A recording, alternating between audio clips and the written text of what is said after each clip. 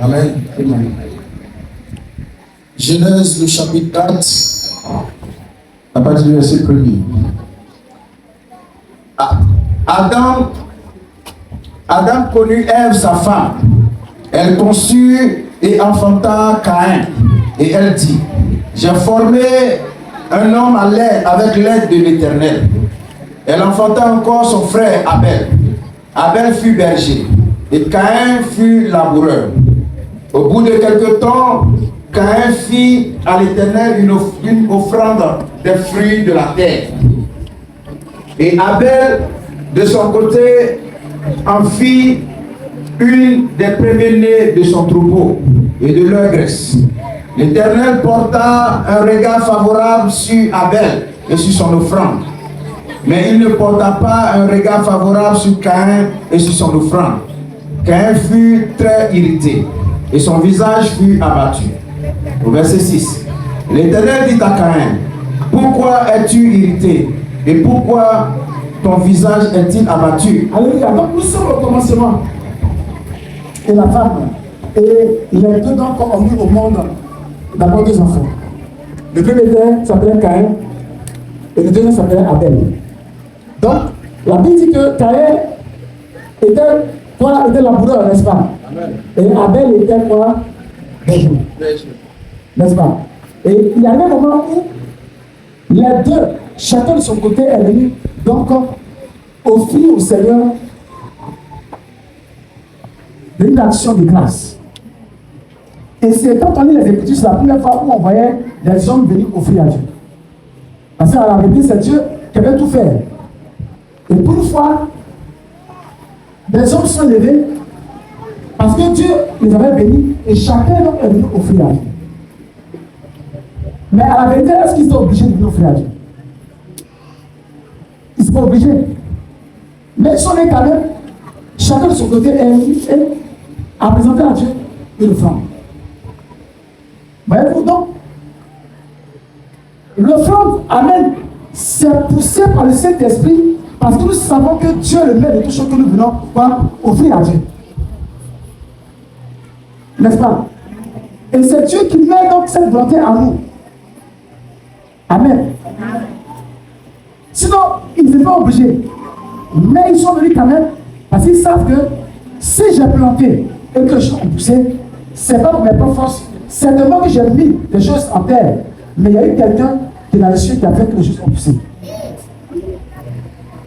Abel de son côté, qui donc avait donc un troupeau, s'est dit que bon, c'est vrai que j'ai des animaux que je suis en train d'élever. Mais ces animaux ne sont pas comme du ciel. Il y a quelqu'un qui a permis à ce que ces animaux puissent être là pour que je puisse bénéficier de cela. Et donc, chacun d'eux est venu donc offrir au Seigneur. Mais la Bible dit que lorsqu'ils sont venus, il s'est trouvé que Dieu a agréé l'offrande de l'un et Dieu n'a pas agréé l'offrande de l'autre. Alors, mais qu'est-ce qui s'est passé? Pourquoi est-ce que Dieu peut agréer l'offrande donc d'Abel et rejeter celui de Caïn? Puisque tous les deux sont venus quand même offrir à Dieu, sont venus poser par un bon acte devant Dieu. Pourtant, Dieu a eu un jugement de valeur, il a agréé l'un et il a rejeté l'autre. Mais ce que je retiens dedans, c'est que déjà l'action qu'ils étaient en train de poser était déjà une bonne action. Le fait d'offrir. Et pour nous les hommes, lorsqu'on vient offrir, c'est ce qu'on regarde. Amen. Mais il se trouve que pendant qu'ils viennent offrir, Dieu qui est au ciel regarde et agrée une offrande, regarde de l'autre côté et fait quoi? Et il y a une offrande. Alors cela veut dire qu'à la vérité, certainement que pour nous, certes, les deux sont venus poser une bonne action, mais ce n'est pas l'action que Dieu est en train de regarder, mais il y a quelque part d'autre où Dieu regarde.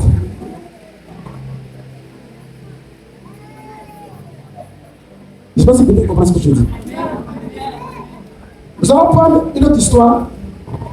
Je crois que l'évangile a parlé d'histoire dans le livre de Marc. Dans Luc 17, Luc 17 avec verset 11.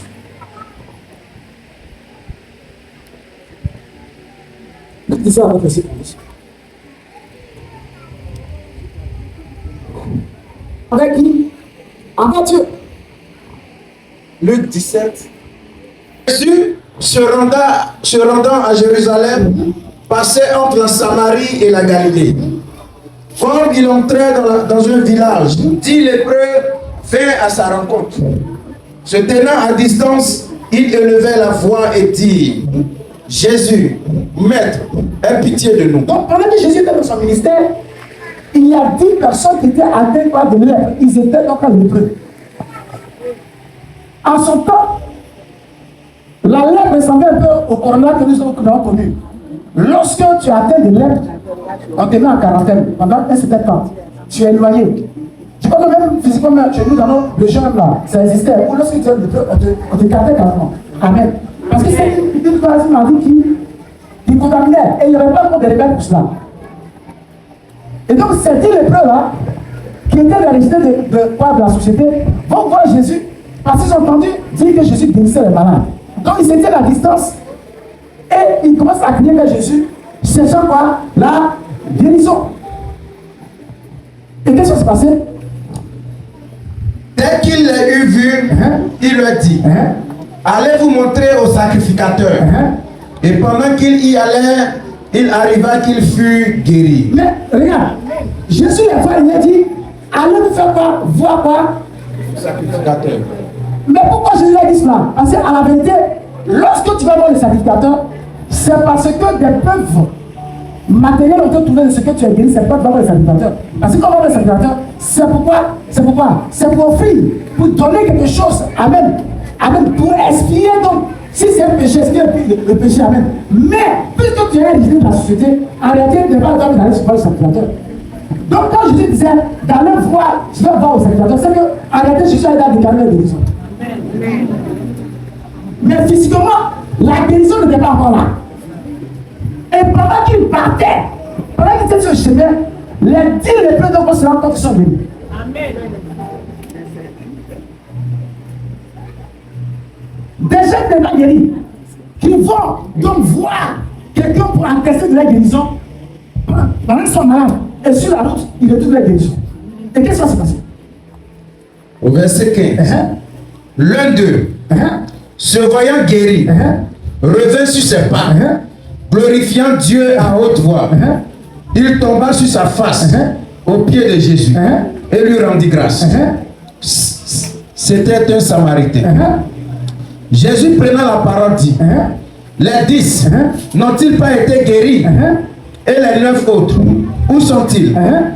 Ne s'est-il trouvé que cet étranger pour revenir et donner gloire à Dieu? Donc les 10 sont guéris. Et pendant qu'ils sont guéris, ils sont guéris. Il y a l'un d'eux qui voit qu'il est guéri et qui se dit quoi? Que mais non. Quand on venait, quand on marchait, on était malade. Le monsieur nous a dit d'aller nous faire voir au sacrificateur. Et vraiment, je suis guéri. Maintenant, qui donc m'a guéri? Est-ce le sacrificateur qui a dit je m'en vais? Non. Alors lui seul, il se retourne. Et la Bible dit que lorsqu'il vient, qu'est-ce qu'il fait? Il a les manches quoi, sur ses lèvres. Et il vient quoi? Il pose une accélération de grâce. Pourquoi? Parce qu'il est guéri. Amen. C'est vrai qu'il est le Seigneur. Mais quand il vient, la Bible dit qu'il vient pas, il pose l'action de grâce. Mais c'est quoi? Le fait de poser l'action, c'est quoi? Parce que, écoutez, tu ne peux pas venir lorsque tu sais la guérison. Même aujourd'hui, on nous dit que tu as l'hôpital est gratuit, mais on se rend compte qu'il n'y a rien de gratuit. Ceux qui disent que c'est gratuit, là. Amen. Bon, il dit que non, la santé n'a pas de prix. Donc tu ne peux pas aller chercher la guérison, les prendre là, c'est pas possible. Donc, ces lépreux là, c'est tellement tombé de nous. Au milieu de moi, il y en avait même qui avaient l'argent. Mais tu peux avoir les millions, les milliards, et puis encore la santé. Il y en avait qui ont puisé tout leur argent dans la maladie. Donc ce dernier-là se retourne et il vient rendre grâce. Il porte l'action de grâce. Donc ça veut dire qu'il n'est pas venu le met vite. Il est parti. Lui c'est parti, il dit quoi? Il est venu quoi? Comment il est venu? Amen.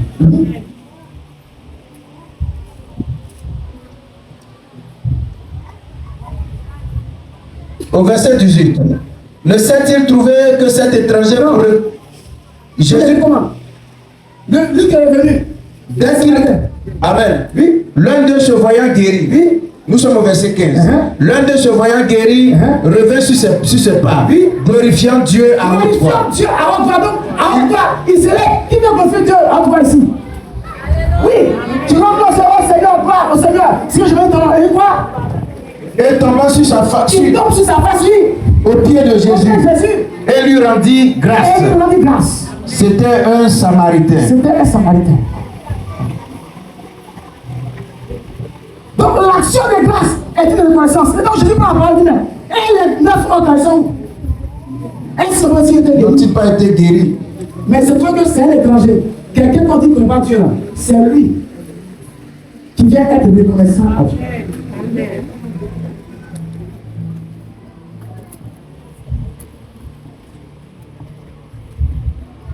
Mais ce cas de l'enfant, c'est pas le seul cas. Alléluia. Il y a l'histoire du grand Naaman, chef d'état-major du roi de Syrie.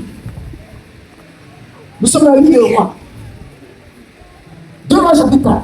2 rois. Le chapitre 5. Naaman, chef de l'armée du roi de Syrie, jouissait de la faveur de son maître. Il était quoi? Chef d'état-major. Quelqu'un qui avait une grande quoi? Un grand poste. Oui. Et d'une grande considération. Il était considéré. Car c'était par lui que l'Éternel avait délivré les Syriens. Mais cet homme fort et vaillant était lépreux. Voyez? Parce que quelqu'un dit non, quelqu'un a lèvre, quelqu'un n'a rien. Voici quelqu'un qui a lèvre, il est malade. Mais il est chef d'état-major. Il est même considéré. Donc tu vas être là, amen, avant tout. Mais tu vas avoir la santé, il y a quelque chose, c'est comment tu jettes ta part. Tu vas avoir toutes les qualités, mais il y a quelque chose de ta part. Allons-y. Et qu'est-ce qui va se passer? Au verset 2. Oui. Or, les Syriens étaient sortis partout et ils avaient emmené captifs et une petite sont allés fille en guerre du pays d'Israël. Ils ont vécu et en venant, ils sont venus avec une petite fille parce que c'était des otages. Parmi eux, il y avait une servante. Elle est venue dans la maison. Qui était au service de la femme de Naaman. Oui.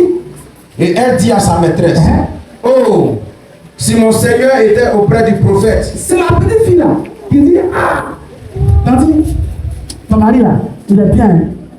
Mais s'il était là où il habite là, en Samarie là, il y a un prophète là-bas. Il va le guérir, ça fait aimer.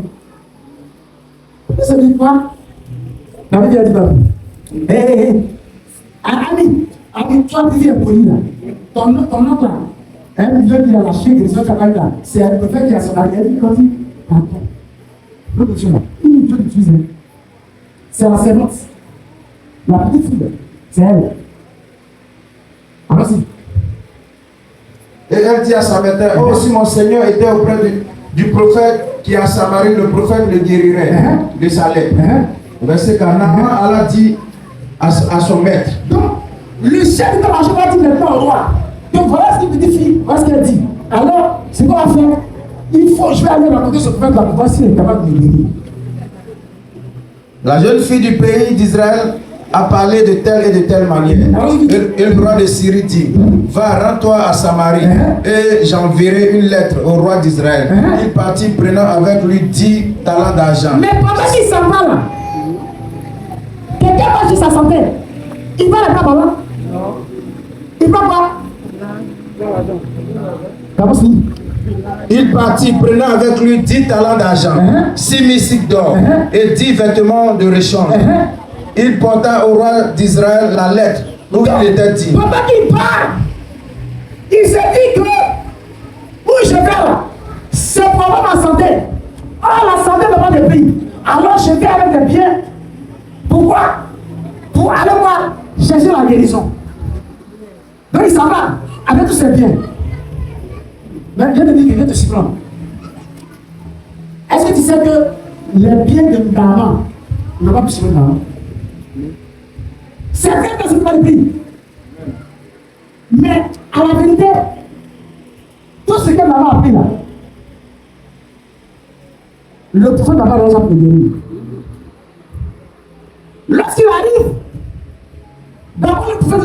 ne se lève pas, il ne vient pas. Il envoie son serviteur et dit, bon, va dire à nous qui vient, le chef d'état-major de Syrie. Il faut lui dire qu'il n'a qu'à aller se laver dans l'autre chemin là qui va là-bas. Comment ça? Donc, le chef d'état-major, il est fâché. Parce qu'elle d'abord, le prophète ne se déplace pas. Et puis il dit à son serviteur, va lui dire, d'accord, qui connaît petit bien de toute façon? Mais elle a dit, le petit bien. Il dit, va lui reste laver dans l'eau. Quand l'eau est salée, il reste laver 5 mois, il sera guéri. Quand il dit ça, Naaman est énervé. Il dit, mais c'est quoi ça? Moi, il va chez la guérison. D'abord, le prophète là, il ne va pas, il ne vient pas. Il envoie son petit là pour me dire, il y a l'eau dans Syrie, il est là. Il n'y a pas ça. C'est l'autre petit peu sale de choses, des petits passants là, moi d'aller me laver là-bas. Mais il se fout de qui? Donc il est fâché. Et pendant qu'il partait, ce serviteur lui dit, mais attends. Ce qu'il a dit là, c'est pas compliqué. Tu es chef dans l'argent. C'est comme ça, va te mettre dedans. Tu te plonges 7 fois, toi tu ne guéris pas. Il croit ce qu'il est là. Est-ce qu'on va parler? Tu vas voir. Donc il s'est dit, ah d'accord, c'est vrai aussi. Je vais aller. Mais regardez, lisons un peu. Amen. Hein? Élisée lui fit dire par un messager, va et lave-toi 7 fois dans le Jourdain, ta chair deviendra saine et tu seras pur. Naaman fut irrité et il s'en alla en disant, voici je me disais, il sortira vers moi, il se présentera lui-même. Je venais là, je pensais qu'il allait venir, le prophète allait venir, parce que les gens aiment le prophète. Quand il est là avec tous ces, quand il vient, oh le prophète est là, le prophète. Tous les apparats. Le prophète. Moi, c'est ça, il invoquera le nom de l'Éternel. Son Dieu, il agitera sa main sur la place et guérira le lépreux. Et puis, qu'est-ce qui s'est passé? Et puis, qu'est-ce qu'il fait? Il va me guérir. Les fleuves de Damas, l'Albana, les bonnes eaux, Assini, et le Pamar. On dit pas, San Pedro, tout ça. Ne va-t-il pas mieux? Les bonnes eaux de toutes les eaux d'Israël. Ne pourrais-je pas m'y laver et devenir pur? C'est un petit peu. Moi, d'ailleurs, dans cette fois. Et il s'en retournait et partait avec fureur. Mais ses serviteurs s'approchèrent pour lui parler. Et il dit, mon père, si le prophète tu demandais quelque chose de difficile, ne l'aurais-tu pas fait? Combien plus dois-tu faire ce qu'il t'a dit? Lave-toi et tu seras pur. Il descendit alors et se plongea 7 fois dans le Jourdain, selon la parole de l'homme de Dieu. Qu'est-ce qui s'est passé? Et sa chair redevint comme la chair d'un jeune enfant. Alors sa chair et il fut pur. La chair de Élie. Lorsqu'il est guéri, alors Naaman voit le miracle et s'est dit, Naaman retourna vers l'homme de Dieu il prend tous les biens avec toute sa suite. Et puis il dit quoi? Lorsqu'il fut arrivé, il se présenta devant lui et dit, voici, je reconnais qu'il n'y a point de Dieu sur toute la terre, si ce n'est en Israël. Et maintenant, accepte, je te prie, un présent de la part de ton serviteur. Et quand il prophète, Élisée répondit, l'Éternel ton serviteur est vivant. Je n'accepterai pas. Naaman le pressa d'accepter, mais il refusa. Lui, quand il a besoin, il doit aller acheter la guérison. L'homme de Dieu n'a pas regardé ça. Les biens de Naaman vont le guérir. Pourquoi? Parce qu'au-delà de l'offrande, il y a quelque chose que Dieu recherche. C'est pourquoi Dieu, lorsqu'on lit les livres de Genèse, il se dit que Dieu a gagné une offrande et il a refusé une autre. Ça veut dire que ce n'est pas ce que tu viens apporter qui intéresse Dieu. Mais il y a quelque chose d'autre que Dieu recherche dans toi.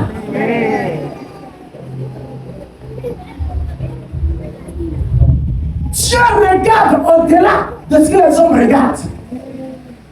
Lorsque tu viens connaître dans quel état d'esprit tu te trouves, comment tu donnes à Dieu, quel quelle est la considération que tu as pour Dieu afin d'offrir? L'homme de Dieu ne prend pas l'offrande. Il a dit non. Et quand on lit la suite, Naaman comprend. Et il dit, dans la langue de Dieu, il dit, je m'en vais. C'est vrai que tu as refusé, je m'en vais. Mais en réalité, là, mon patron et moi, là, nous sommes des féticheurs. Nous, on adore bailler. Mais moi, ça va là. Après aujourd'hui, là, je ne vais plus offrir de sacrifice au Dieu de ma mère. Mais c'est à l'Éternel que je vais offrir. Mais, comme c'est mon maître, moi j'ai vu la gloire de Dieu. Lui n'a pas vu. Mais je t'en supplie. Prie ton Dieu, afin que lorsqu'il m'avait, et que mon maître dit, tu pourrais ainsi, tu me dis, en le faisant, parce que par obéissance à mon maître, que le jugement de Dieu ne tombe pas sur moi. Alors le peuple de Dieu dit, va après. Donc, le prophète, qui est l'image de Dieu, ne voyait pas ce que Naaman voulait donner maintenant, mais il voyait dans le cœur de Naaman, il voulait pas autre chose. Il voulait que le cœur de Naaman soit circoncis. Il voulait que Naaman soit gagné. Il voulait que le cœur de Naaman s'attache au Dieu d'Israël.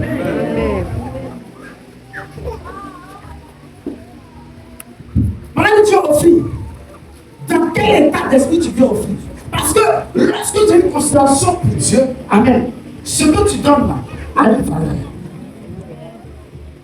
On ne donne pas avec la poche. On ne donne pas avec le porte-monnaie. Mais c'est avec le cœur qu'on donne. Et c'est ce que Dieu recherche. Il y en a qui en ont, mais qui ne savent pas donner. Il y en a qui n'en ont pas, et puis aussi qui ne savent pas donner aussi. Il y en a qui en ont et qui savent donner. Il y en a qui n'en ont pas, mais aussi qui ne savent pas donner.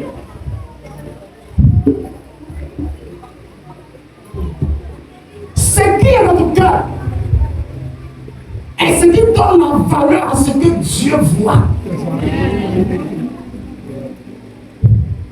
C'est quoi? Dès que Dieu a agréé le sang d'Abel, mais Dieu a refusé celui quoi de Caïn. Et d'ailleurs, par la suite, quand il finit, mais pourquoi te l'as dit? Dieu dit, mais il fait attention parce que le péché, quoi, donc quoi, à la porte de ton cœur.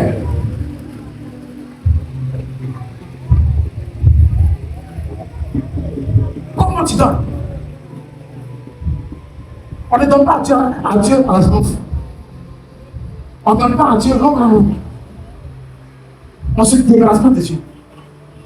L'action de grâce, c'est un temps d'adoration. Amen. Les États-Unis, où Naaman reconnaît, il reconnaît, mais plus loin, il dit, pendant que je m'en vais.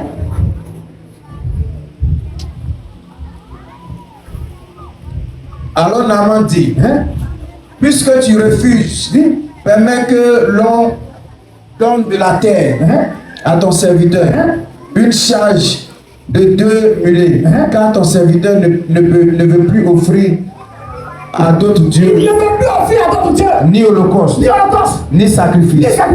Il n'en offrira qu'à l'Éternel. C'est à l'Éternel seul que je vais offrir. Voici toutefois ce que je prie, l'Éternel de pardonner à ton serviteur, quand mon maître entre dans la maison de Rimon. Donc l'action de grâce est un moment d'adoration. Et le prophète de Dieu voulait que Naaman soit un adorateur du Dieu vivant. C'est pas le bas c'était. Mais à la suite, mais son serviteur va courir parce que lui il voit l'argent. Il va voir Naaman dit Naaman, mais donc, mon père n'en avait plus. Ah, tout ça, n'allait pas. Il avait pas encore d'année, tout ça. 20 ans. Toutes les choses, c'est plus compliqué. Donc, comme le gars, tu viens bon. Il n'y a que ça. Le seul a dit, il a dit, donc, quand c'est devant nous, il ne va pas prendre quoi. Donc, il faut nous dire, il faut le dire. Donc, et il allait prendre l'argent. Il prend, il va cacher. Après, il a dit ça, c'est comme ça, et je vais comme ça, qu'elle a dit, et puis, il va se faire dans le prophète. Il va dire, maman, comment ça s'appelle? Qui a dit quelqu'un? Non, ça ne problème. Tu vas demander, quand tu te prends maintenant, il n'y a pas dans ton sac là-bas. Non, il n'y a rien. Il n'y a rien. Je suis allé. Il n'y a rien. Il dit, pendant que tu partais là, c'est vrai que je n'étais pas dans la vie, mais mon esprit était avec toi. Donc quand tu prenais l'argent de Naaman, l'esprit de Dieu a vu. Comme c'est là qui t'intéresse là, la lettre de Naaman va s'attacher à toi dans ta vie. Quand l'homme Dieu se parler lettre, il devient lettré. Il y a un mystère dedans. Parce que comment ça dit que pendant qu'il doit prendre l'argent, il paye en même temps la lettre de Naaman.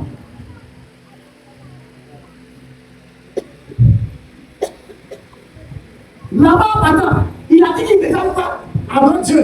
Mais le prophète de Baali, arrivé là-bas, Naaman, comme tous les hommes ont le cœur qui vacille. Comme il était guéri, il n'a pas souvent dit, je suis guéri. Le lendemain, il se lève et dit que non, le président de Swan t'a guéri. Personne n'a pris la première lettre là. Il n'est pas fait encore. Parce que tu as dit que tu vas adorer le Dieu divin. C'est pourquoi l'homme n'a rien pris.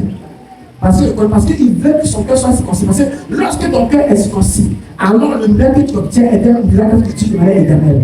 Mais lorsque tu es avec Dieu, la maladie, quand vous allez voir des personnes qui ont cette maladie, qu'on prie pour ces personnes-là, lorsqu'elles sont délivrées, tu dois comme tu dire, pourquoi si vous avez dit, la maladie est revenue encore, il faut lui demander là, tu vas aller faire.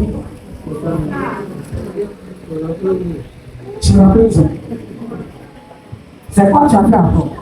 Parce que l'on prie pour toi. Quand tu es béni, c'est toi qui vas voir Moussa, le marabout du quartier. Ah, très bien.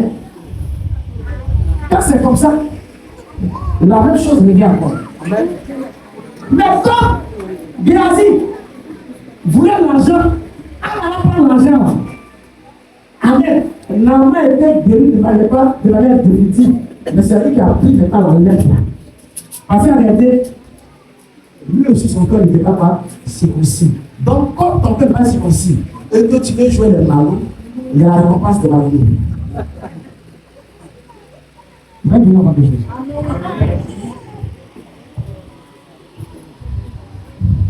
Ce matin, demande à ton voisin, c'est vrai que tu offres, mais tu offres comment? On n'a pas vu de la mission. Tu vas offrir comment? Parce que c'est pas ce que tu vas donner là. Mais c'est que ton cœur va donner la valeur à ce que tu vas donner. Celui qui donne avec un cœur d'adorateur reçoit une récompense d'adorateur. Et si tu veux donner, comme c'est le prêtre qui est venu rendre grâce à notre Seigneur, notre Dieu.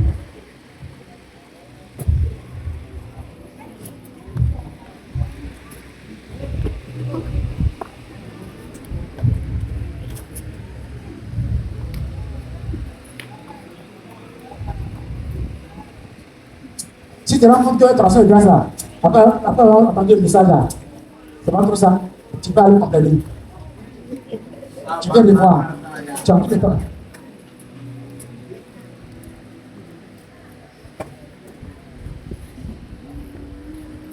Tu as un seul sujet.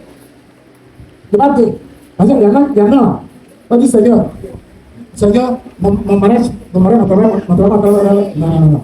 mon travail, mes enfants, non. Un seul sujet. Ouvre en ce jour et que toutes ces prières soient élevées. Monte vers ton trône dans notre Dieu. Au nom de Jésus, que le ciel s'ouvre et que toutes ces prières montent dans notre Dieu. Que des anges montent et descendent et accomplissent notre Dieu tes œuvres en faveur de ton peuple. Je te dis merci, mon Dieu, parce que cela est ainsi. Au nom de Jésus-Christ de Nazareth. Amen. Les gens de Dieu vont venir avec les personnes d'abord avec leur action de grâce. Les gens qui Dieu d'abord. Le pasteur est d'abord.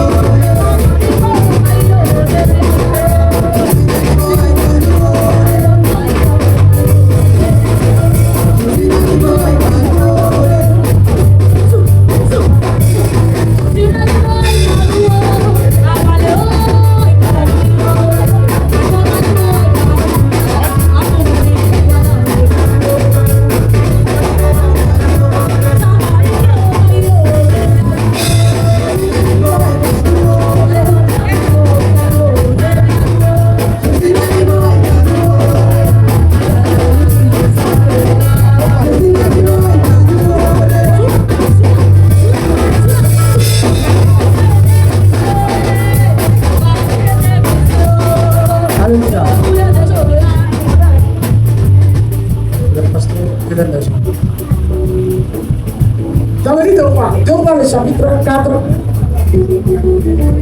Il y a une femme, la Bible dit de Sudan, la Sunamite.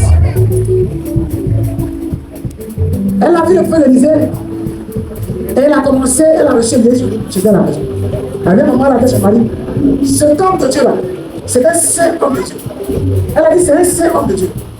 Donc si elle a apprécié que c'est un saint homme de Dieu, ça veut dire qu'elle a dit que c'est pas saint aussi. Mon frère, ma soeur, les pasteurs, il y aura toujours ceux qui sont bons et il y aura aussi ceux qui ne sont pas bons. Il y aura faux prophète, c'est pas toi, ça va changer. Vrai prophète, il y en aura. Faux prophète, il y en aura.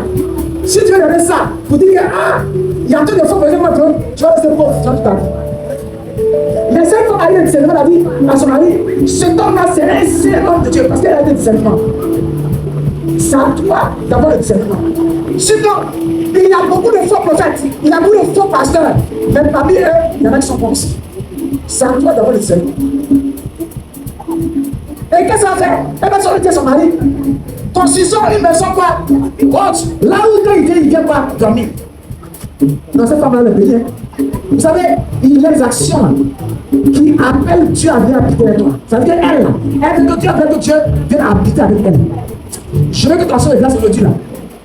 Appelle Dieu à venir habiter dans ta maison.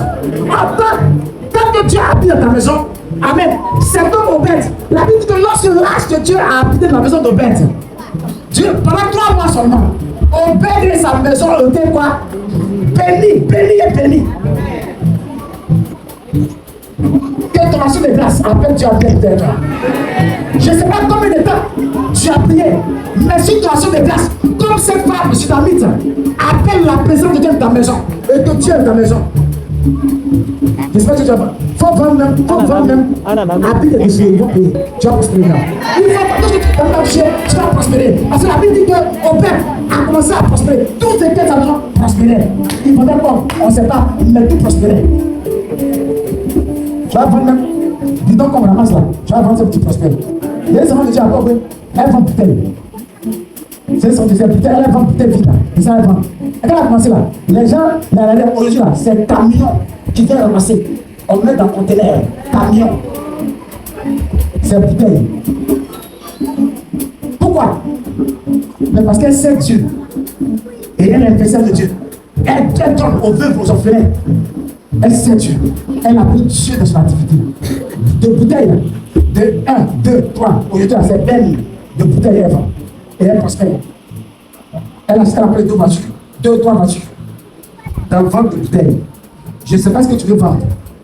Mais que cette sémence que tu vas faire, appelle Dieu à venir piquer dans ta maison. Afin que tu prospères, que ta maison prospère. Et que tout ce qui ta main touche prospère au nom de Jésus-Christ. Je vais inviter tous les frères et sœurs maintenant qui peuvent faire la grâce de l'approcher dans l'ordre. Donc les autres vont guider les choses pour que tout soit en Alléluia.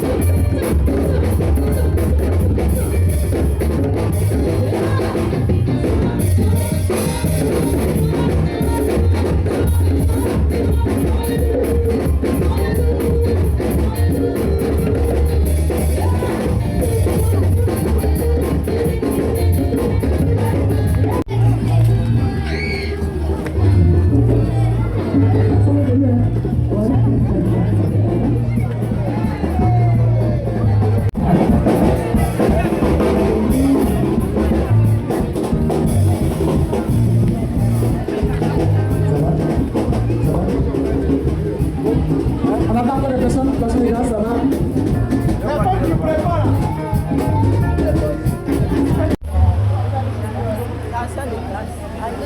C'est que Dieu a fait. Nous, on peut parler. Ouais, c'est fort, c'est fort.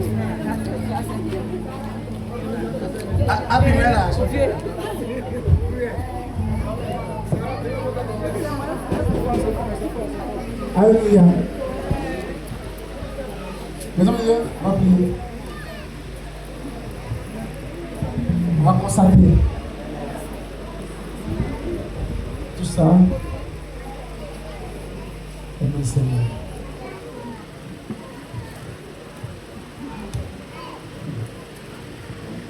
Papa, notre Père, Dieu de la provision, On peut tous se tenir debout. Adonai, la gloire, l'honneur est à toi. Nous te présentons, Seigneur, toutes ces offrandes qui sont, notre Dieu, pour nous des actions de grâce. C'est vers toi, notre Dieu, que nous levons notre roi toutes ces actions de grâce. Seigneur, accepte-les au nom de Jésus. Et que la bénédiction attachée, notre Dieu, à ces actions de grâce se déverse dans la vie de tes enfants au nom de Jésus. Qu'ils soient bénis, notre Dieu, dans la ville et dans les champs au nom de Jésus. Que la bénédiction, Seigneur, soit à leurs portes et dans leur maison au nom de Jésus. Seigneur, que la bénédiction soit sur la route, sur leur chemin, sur les routes au nom de Jésus. Quand ils sortent, quand ils rentrent, partout là ils partent, que ta bénédiction s'attache à eux au nom de Jésus-Christ de Nazareth.